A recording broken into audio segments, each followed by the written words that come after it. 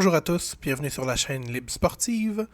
Aujourd'hui, je vous retrouve pour parler d'algorithmes dans les paris sportifs. Donc les algorithmes, on s'entend, c'est un peu la réputation d'être le Saint Graal, d'être quelque chose de super compliqué, difficile à trouver, mais que si vous avez votre algorithme, vous allez être gagnant. Que c'est un peu l'objectif de quelqu'un de trouver un algorithme, un robot qui décide tous les paris qu'on doit prendre à notre place. Je vais vous expliquer aujourd'hui qu'en fait, un algorithme, c'est pas tellement compliqué à créer, et puis même qu'en 30 minutes peut-être, vous pouvez, si vous n'avez aucune expérience, créer votre premier algorithme qui va déjà être mieux que prendre des paris au hasard ou en regardant les dernières confrontations.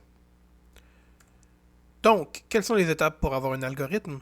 Il faut savoir que pour créer un algorithme qui fonctionne, qui est gagnant, il faut commencer par avoir une hypothèse. On ne peut pas juste créer un algorithme sur le sport en général, il faut quand même connaître certaines données par rapport au sport, il faut pouvoir aller répondre à une question.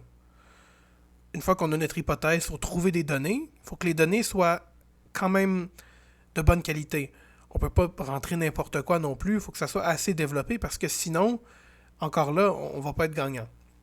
Et puis, quand on a notre hypothèse et qu'on a nos données, là c'est le plus compliqué, c'est de créer l'algorithme pour essayer de répondre à notre question.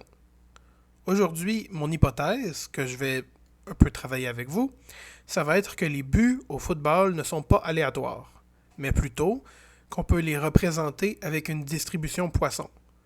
La loi de Poisson. Comme je vous ai mis ici un exemple de graphique qui vient de Wikipédia, va nous servir pour notre algorithme à prédire combien de buts vont être marqués dans un match. Donc je vous retrouve tout de suite pour aller chercher nos données. Pour notre algorithme, j'ai décidé d'utiliser le site fbref.com pour avoir les données qu'on va utiliser. Pour l'exemple, ici, on va prendre le PSG pour la saison 2019-2020. Ce qui va m'intéresser, on va descendre, aller chercher les statistiques en Ligue 1. On va donc copier. On va aller descendre jusqu'aux derniers matchs qui ont été joués. Copier. On va aller dans Excel. Et puis, on va coller comme ça. Là, vous pouvez voir, c'est sûr, c'est difficile à travailler. Tout est mélangé, tout n'est pas propre. Les données n'ont pas été nettoyées. Je vous retrouve dans quelques secondes quand je vais avoir nettoyé les données pour qu'on puisse justement les utiliser. Comme vous pouvez voir, j'ai nettoyé beaucoup et puis j'ai rajouté certaines choses. Ce que j'ai gardé le tour, qu'on ait toujours la journée, la tribune, savoir si c'est domicile ou extérieur, ça va nous être utile plus tard aussi, le résultat, les buts marqués, les buts encaissés pour le PSG, on se rappelle, l'adversaire, les expected goals marqués, expected goals encaissés et la possession. Il faut savoir que expected goals, si vous n'êtes pas familier, c'est une statistique qui permet, s'il y a un tir qui est cadré par exemple, on va pouvoir dire, bon, le tir qui est à cette distance-là, de cet angle-là et tout, il va rentrer, je sais pas, une fois sur 5, donc on va lui donner une valeur de 0.2 en expected goals. C'est un peu une façon de calculer en moyenne combien de buts auraient dû être marqués dans le match en fonction des occasions qui ont été créées.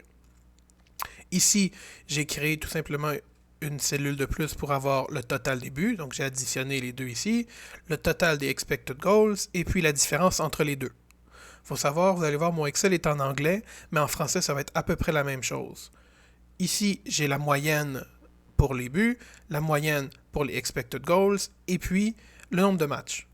J'ai fait un compte A ici pour que ça compte combien de cellules entre A2 et A100 ne sont pas vides. Comme ça, c'est le nombre de matchs. Et puis, ça permet, quand je vais rajouter des matchs ici, que ça va s'ajuster automatiquement. Vous allez voir, j'ai fait la même chose pour les moyennes aussi.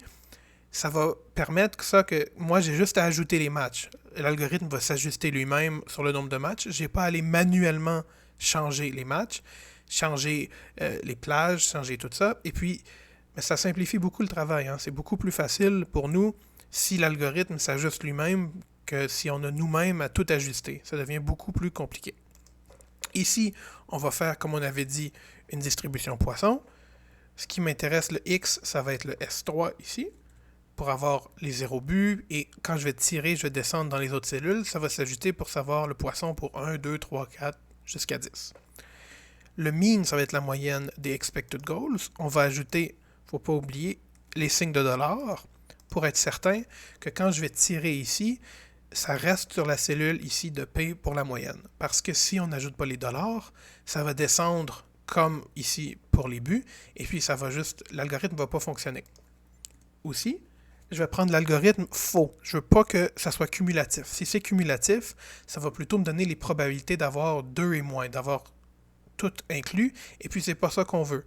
Nous, on a besoin de la probabilité exactement d'avoir 0 but, d'avoir 1 but, d'avoir 10 buts. Voilà. Donc ça, c'est les probabilités. Selon Poisson, lorsqu'on veut vérifier, on va faire un compte pour savoir combien de fois est-ce que c'est arrivé réellement. Le range, donc la plage qu'on veut couvrir, ça va être la même chose, jusqu'à J18. Et puis, on va faire le critère qui va être les buts. N'oubliez pas, c'est la même chose que pour l'autre. On a besoin d'avoir les signes de dollars en haut ici, parce que sinon, ça va descendre, et puis en bas, parce que sinon aussi, ça va descendre, ça va nous ajouter des matchs où il y a eu 0 but, alors qu'en fait, il n'y en a pas eu. On peut fermer comme ça, et puis si on le tire aussi,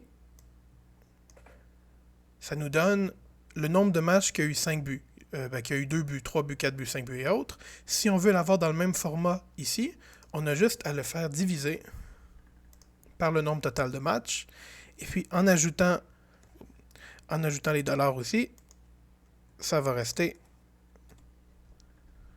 vous pouvez voir comme ça, et puis là, on l'a en probabilité. Si on veut visualiser plus facilement, on peut faire un graphique, comme ça, qu'on ait une meilleure idée. Voilà, début. Ici, on va mettre, je sais pas, but, et puis on va changer l'échelle pour que les données soient les buts ici. Voilà. Donc vous pouvez voir, la première série en bleu, ça va être les probabilités calculées par Poisson. La deuxième série en orange, c'est les probabilités observées. Donc à part ici pour les matchs de 3 buts et de 4 buts, aussi de 8 buts et 5, mais c'est très près. Hein? On voit une différence ici. Vous voyez, 0.21 et 0.18. C'est vraiment pas énorme quand même les différences. C'est en fait une assez bonne représentation. Mais là, si on veut une cote, si on veut pouvoir parier avec cet algorithme-là, qui est quand même très simple, tout ce qu'on a à faire, si on veut avoir le over par exemple, ça va être la somme de ce qui est au-dessus de 1.5. Voilà. Donc on a 86 la probabilité. Et puis si on veut une cote, c'est 1 qui est divisé par ça. Vous voyez? Une cote de 1,16. C'est ce qu'on calcule que ça devrait être. Même chose ici. 1 divisé par la somme de 3 buts ou plus. Et on a la cote pour 2.5. 1 divisé par la somme 4 buts ou plus.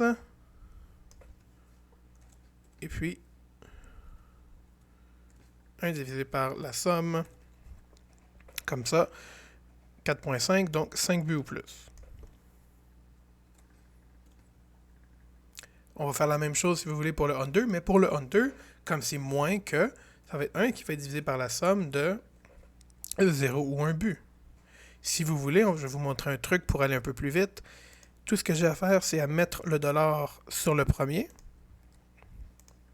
Et puis comme ça, quand je vais tirer, ça va s'ajuster automatiquement. On peut voir ici.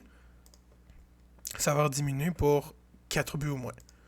Donc voilà, c'est un algorithme très simple. Ça va vous prendre 5-10 minutes maximum si vous voulez l'utiliser. Ça utilise la loi de Poisson pour déterminer le nombre de buts qu'on peut avoir dans un match. Et puis ça permet de calculer ici pour un match du PSG combien de buts en moyenne contre une équipe moyenne devrait être marqué au total dans le match. Là, c'est sûr que c'est assez simple comme algorithme, mais justement, dans les prochaines vidéos, on va utiliser la même base d'algorithme et puis on va bâtir dessus pour le rendre plus complexe et pour le rendre plus performant. Donc, si ça vous intéresse, je vous invite à suivre pour trouver les prochaines vidéos. Et puis à vous aussi, de votre côté, expérimentez, faites des algorithmes, faites du travail dans Excel. Et puis, si jamais vous ne trouvez pas les réponses à vos questions, Cherchez sur Google, posez-moi les questions à moi ou cherchez sur YouTube, mais c'est en travaillant comme ça que vous allez aussi développer vos propres techniques, vos propres façons de faire, et puis c'est comme ça que vous allez être meilleur. Donc sur ce, je vous dis à bientôt, et puis je vous souhaite bonne chance dans vos paris sportifs.